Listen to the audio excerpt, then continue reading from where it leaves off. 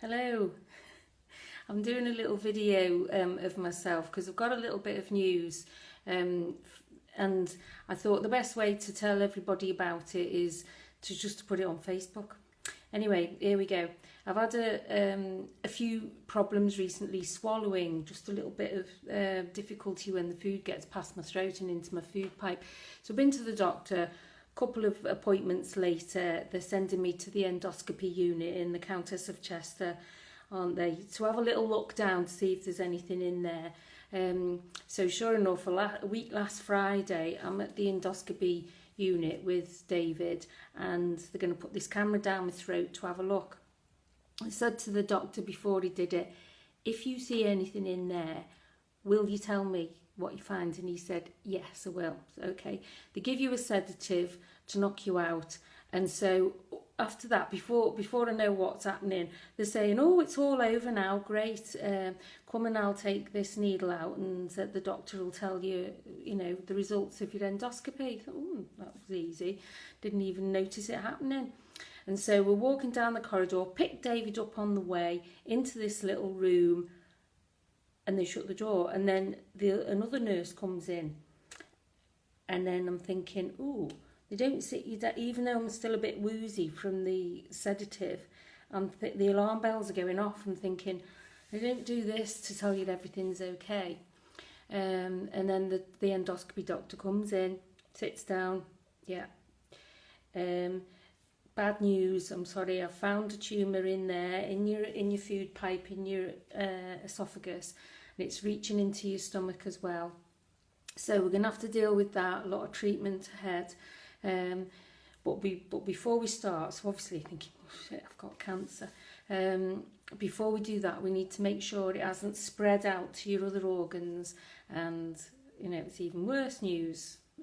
So before you know it, this nurse is marching me down the corridor to the CT scanner to have a CT scan. She goes up to the reception, pushes everyone out the way. I've got Jane Mann here. She needs a CT scan, and she needs one now. So I think, oh, shit, must be urgent. So then I'm lying in this machine, polo mint, zoot, zoot, and they're checking to see if it's like broke out and gone into my other organs, and then other things like they're saying to me, right, you don't lose any weight now, you need to keep your weight. This is a nasty cancer, it's aggressive, it's quite difficult to get out, and obviously they have to cut your stomach up and your esophagus to get it out, and that's if you're lucky. And so don't lose any weight. In fact, we'd like you to put weight on now if you can, because you're going to lose it big time. So we leave there, go to Chatwin's for a pasty and a donut, as you do. No guilt. I can eat donuts. They've told me at the hospital I've got to eat donuts. How good is that?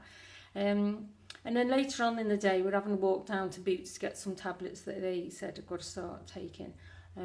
Trying to take it all in, and so then the phone rings while I'm in Boots with David talking to the Italian man on the prescriptions counter, and it's Kate, the nurse from the hospital, and I'm thinking, why is she phoning me? And of course, when we had the CT scan, the nurse said, would you like me to phone you with the results? And David said, yes, but I'm still woozy at this point, and I've forgotten all about that. With everything going on, I'd forgotten that he'd said, yeah, phone us with the results. So she said, I'm phoning you with the results from your CT scan.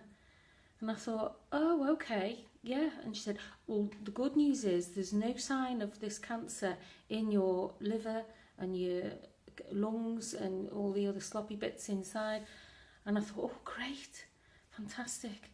Thanks very much, but we need another scan now, a PET scan, to check your lymph nodes and to just double check it's not going on anywhere else in your body. So we'll organise that, and I had that on Wednesday and so on. But, oh, blimey, imagine if she'd have said, you better go on holiday now because you've only got a couple of months to live. Anyway, she didn't say that, good. So then the next thing was a PET scan. which I had last Wednesday, and I'm still waiting for the results of that to check whether it's in the lymph nodes and anywhere else in my body. Now then, obviously the worst part of all this, if you're going to see me wobble, you'll see me wobble in telling you about telling the family, because definitely the worst part is telling the family, and obviously I had to do that, to wait for Jessica to come back off holiday. She's back now and we've told her, and broke her heart, and my mum. So get past that bit. I won't talk much about that because it's too upsetting. I'm up for this fight. I've fought cancer before and won, and I'm going to do it again. But I've got 5 big tools in my box to do it with, so I need your help with this. The first one is the love and support of my family and friends. So I need your love and support. I don't want you crying on me. I don't want you getting upset or getting angry. That's not going to help. I need your support and your love. So whenever you can, click on the heart button. Don't click on the sad or angry button. Click the heart, because that's what I want to see. The second tool in my box is the NHS. We've got an amazing NHS, and I'm going to take full advantage of that. I'm going to do exactly what they say. I'll do all the treatments, and I'll follow all their advices and so on. Thank God we live in a country where we've got an amazing health service. Number 3 on the list is excellent nutrition, and we've already got started on all these things that some people reckon help. And they're weird and wacky and wonderful. David's all over it. I've just necked this salad, absolutely loaded with raw garlic smashed up, flaxseed oil. We're having juices and smoothies all the time. Wheelbarrow loads full of vegetables, fruit, and all the good stuff.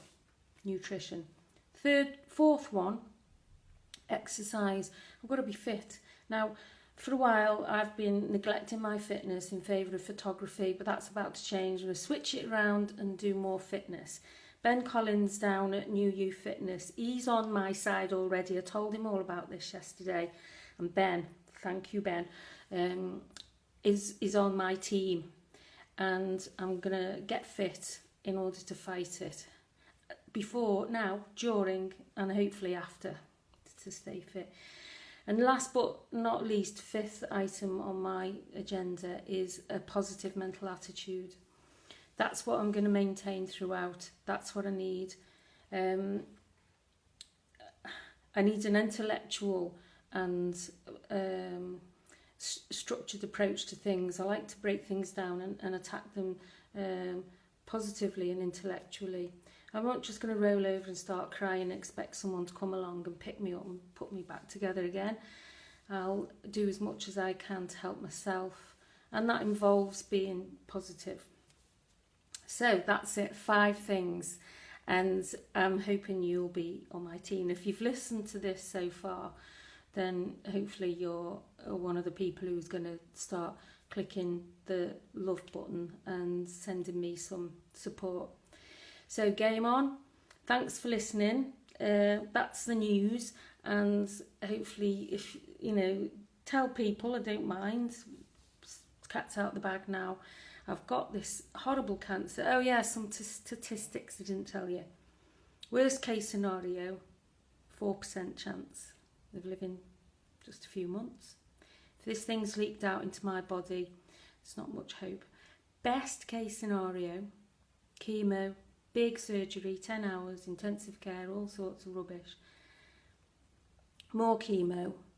Even then, there's a 28%, I've got a 28% chance of surviving 5 years. So 72% chance of carking it as well. So I need all the support I can get. It's a nasty cancer, and I'm determined to give it a go. Okay, I'll leave you now, and thanks for listening.